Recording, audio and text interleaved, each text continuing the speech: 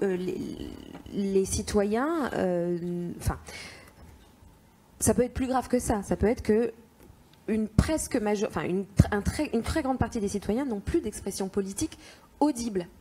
C'est pas forcément. Ils en ont, mais elle n'est pas audible. Je suis pas sûre. Enfin, qui en a, qui n'est pas audible, et qui n'en a pas, ça par exemple, voilà, on ne le sait pas. C'est compliqué à déterminer.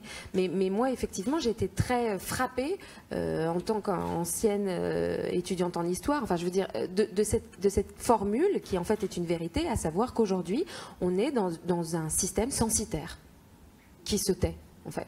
C'est-à-dire que c'est simple, il n'y a que les classes sociales privilégiées qui votent.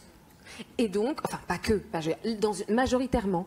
Et donc, ça veut dire que ceux qui décident de la politique de tous, enfin du sort de tous, sont les élites. Donc ce n'est pas un régime démocratique. Enfin, j'ai eu une espèce de... Récemment, j'ai eu une espèce de coup de foudre. Je me suis dit, mais en fait, oui. Et alors la question, c'est comment on capte à nouveau... Comment on identifie les gens qui sont sortis et comment on les capte à nouveau.